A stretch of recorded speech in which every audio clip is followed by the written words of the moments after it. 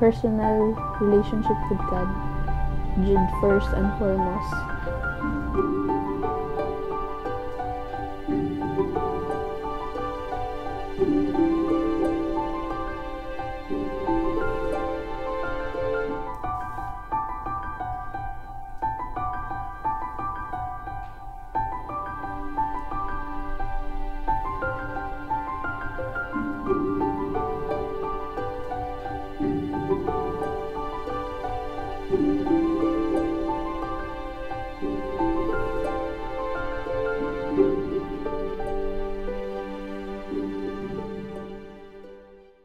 So, hello, I'm Pastor June Claire Leaban. So, I'm from Basak, Compostela. I grew up with, most of the time, with my grandparents during my childhood, which kanang sila gyud ang nakapa-inspire sa ako to be in the ministry. My parents, during my childhood, they were both working, so that time pud kay wala pa pud ko ga eskwela, so most of the time ginabilin mi sa amo ang grandparents dito sa Basak. And makaingon jud ko nga ang nakapa-influence na ako spiritually sa ko ang grandparents, silang Nanay Ami, silang Tatay James, since kuan man gid kanang very involved sila sa church. Wala ko'y panghuna-huna nga mamastor. So, si Papa, gusto siya nga mag-teacher ko. I don't know, that time kay dili ko ganahan mag-teacher kay kanang murag stressful kayo mag-teach og kids as a way of murag rebuilding sa akong papa. Kay take og scholarships nga kanang para lang jud di na ko makuha ang kurso nga iyang gusto para nako. Nya naay vacation church school training. Nya walay mapadala ang amo ang church. Nya ako kay nagduha-duha ko og tando nga mo attend ko sa training kay na ako'y exam sa school. I didn't take the exam. I was scholar at that time kay I went to the training, the BCS training. Nag-take ra og special test ato. Nya dito na ko na-realize na ay dili ko ganahan nga murag ma-sacrifice bitaw ang akong time sa church. And it makes me sad also nga ang mga youth kay inig-college na nila, dito na ko na-realize na once mo college na ang mga CYF kay wala na kayo sila time sa church. Niundang jud ko og mga 1 year kapin kay a way of rebuilding na po nga. Dili ko magpa-control sa akong parents kung unsa ilang gusto mo akong tumanon. I want to do it nga. Gusto na ko. Dili kay para kanang masatisfy na ko ang gusto nila. Niya. During atong time nga, wala out of school ko. So, ang panahon, I spent it with the community. I was part of PIAP. We go to barangays around the municipality, seminars around sa Cebu. But during the weekends, I also spend time sa church. So, ang kinabuhi, nagtuyok na dyan sa community church. Even na ay activity nga matumo og Sunday, moingon jud ko nga musimba sa ako, muapas lang ko. So, ingana akong na routine. Then I realized along the way nga I want to stay in the church. Kay anyway, ang ministry wala ra man nagtuyok within the church. The community is also part of the ministry. There are moments po na badlungon jud kay ko. Like, rebuilding ko sa akong papa. Dili siya fit to be a pastor, kana nga character, kana nga mga gawi. So, turoy, di jud na ko makita akong self nga naas pulpito, magwali. Siguro mo give lang ko sa akong time sa church. Na ako'y mabuhat. Di lang jud ko mabuhat sa church, di lang jud ko mamastor. Anyway, dili man kita ang mo kinahanglan mo hatag og criteria kung kinsa joy angayan. Gani si Jesus sa pagtawag sa iyang mga disipulo, dili man mga perpekto, naman joy mga apad. niya ako pud na pamalandungan. I reflected in everything that I have done nga ako nakita nga very worldly or kanang wrong in the sight of the other sa ilahang perspective sa usa ka spiritual leader. Kay ako nga I could use it as a reflection, a lesson to others nga ilahang mapamalandungan upod. Mo to na-enroll ko sa Siliman, sa Divinity School. But before ko na-enroll dira kay naabot ko sa punto nga to tell my parents ba nga I want to be a pastor. Wa ko ni uli for 2 days.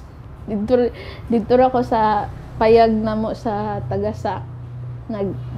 Kanang siguro ko hilak dito si ko pray Lord unsa man jud para ako jud ni gitawag jud ko nimo sure jud ni basin wrong number ka Lord.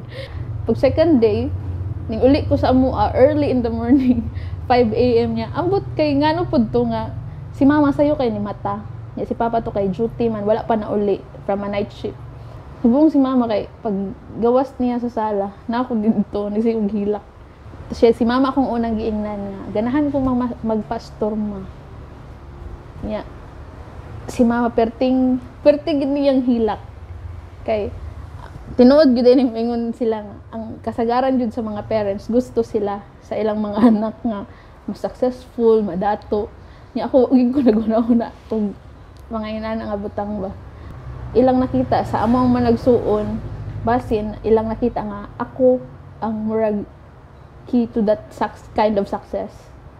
Then I choose to be a pastor which everyone knows nga ang kinabuhi sa usa ka pastor dili sayon especially sa financial nga ba hindi gyud sigurado pero at the same time mer siya ni support ra man gihapon akong mama kay balo ni papa maupod to sulti siya nilang tatay nya katon kay bawang sa Balumpard Circuit support sila naka-enroll ko kuan seminary. During my seminary naagi mga challenges. Pagka-enroll na akong first year mo tong first nga naay namatay sa family si akong lola. Dayon after a year, almost 2 years kay si tatay na pud nya kani bitang una ni usa sa imong kuan nga makasugakod ka sa everyday kanang student life nimo, seminary life kay imong family. Kay you want to have them nga during sa nalampos na nimo wala siya nahitabo tungod kay they depart gani during pandemic kanang dito na murag pinaka struggle sa ako ang life, spiritual life, mental health and everything sagol tanan during pandemic kay si papa kay one nga considered man ang mga security guards as frontliners. So na COVID siya ato. Ako ay nagbantay niya sa ospital kay akong mamag, akong ate sa dato na time kay gikan na sakit ba so dili sila pwede sa ospital. So hangtod to namatay si papa. Nya ako kay nabilin pa ko ato sa ospital kay na COVID man pud ko. Mutong na late ko sa ako ang internship. Nya I was quarantined for a month and pagkagawas na ako 1 week ra ako ang murag silbi pahulay from quarantine dayon pero wa jud ko ingon nga nagpahulay jud ato kay ang katong paglubong ni papa kay dili wala man mi wala bisan akong mga igsuon kay wala sila nakaduol ba wa sila kita ni papa kay COVID basta COVID diretso man lubong so ang mga naglubong kay mga higala nga nakakita sa kaayo sa among family so silang nagtabang kani bitong mamastor ka nga wala pa kakatarong og grieve and ang church kay kanang kinahanglan og atiman gyud so na dito murag na shake ako ang faith ako ang spiritual life kay I don't know kung sakto pa ba akong gipangbuhat. Then naabot ko sa punto nga mo desisyon na jud unta ko nga moingon sa conference nga muhunong sa ko kay tabangan sa nako akong kaugalingon kay di na ko matabangan ng uban o dili na ko matabangan akong kaugalingon. At the same time kani bitong feeling nga ganahan ka muundang but at the same time di ka ganahan muundang kay unsaon naman lang ang imong gipangbiyaan. Nakaingon ra pud ko nga gidalagay ko ni Lord nga makasulod aning lugar. So I know He will be with me throughout the journey, even if it's very shaky, very rocky. Iya kong ubanan, ug iya kong kuyugan nga mulampos. Ano siya, na-master na dyan. Kabaluman ka nga bisan lisod, mahuman nimo, masugakod nimo, kay kauban man nimo ang Ginoo. Usasad sa ako ang mga advices akong friends kay usually sa akong mga friend nga muntap sa ko kay na sila mental struggle inanin ko nga kanang it's okay nga natay mga experience nga nana kay dili man sa tanang panahon okay ta happy always moagi man jud tag mga butang-butang and nakaniindot lang nato nga mga Christians kay we have this faith we always have this hope nga we can overcome.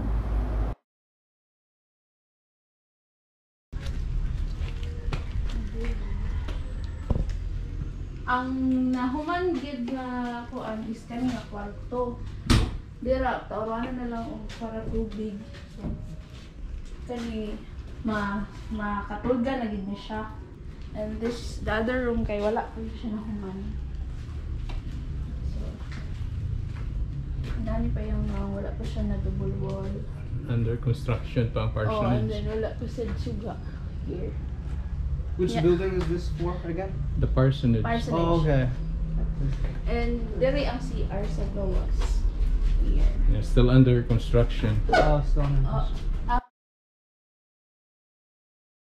Kung i-analogy na to nga we're crossing a bridge where on the other end there was God waiting on you. Okay. I'm in the middle of the bridge. Not too far from God, but not yet near to God. And you know, kung naata sa middle sa usa ka hanging bridge, it goes very shaky. It will really try to knock you down so that you will fall in the bridge. But the good thing, if you have faith, if you have this personal relationship with God, si God mismo ang mong duol nimo, and He will go with you through your journey, guiding you, protecting you along the way. Naay mga panahon nga murag kapoy nagkupot sa rails sa hanging bridge, murag ganahan na lang ka, sige bahala nang matagak ko.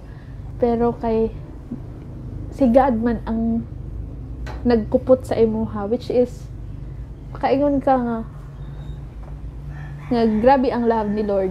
I don't have to hold Him kay He is already holding me. Naay mga times nga ma-shake ko apan di jud makaingon jud ko nga dili ko matumba kay si Lord nagkupot na ako. Importante gyud ang kining gitawag og personal relationship kay with God kay kuan unsaon man nimo pag-sustain sa usa ka butang kung dili ka magsalig sa Ginoo. Kung magsalig lang ka sa imong kaugalingon nga kaalam, imong kaugalingon nga kusog. Eventually kung ma-overcome man nimo ang usa ka butang, what about the next big thing nga ma-happen sa imuha? Kini akong pagka-survivor tungod dyan sa Ginoo. Kay kung ako lang, kung wala ko kailan niya, wala hagbay ra ko nalagpot sa hanging bridge. Personal relationship with God, jud first and foremost. What helps me during sa ako ang seminary life, kanang every time nga nakoy kanang feeling or urge na mo give up bitaw, kining akong kanunay nga ginakuan sa akong self na go back to the reason nga nung nisulod ka ani butanga. Go back to the reason why you answered the call. Katong mga butanga, mo ay nakapadayon nako.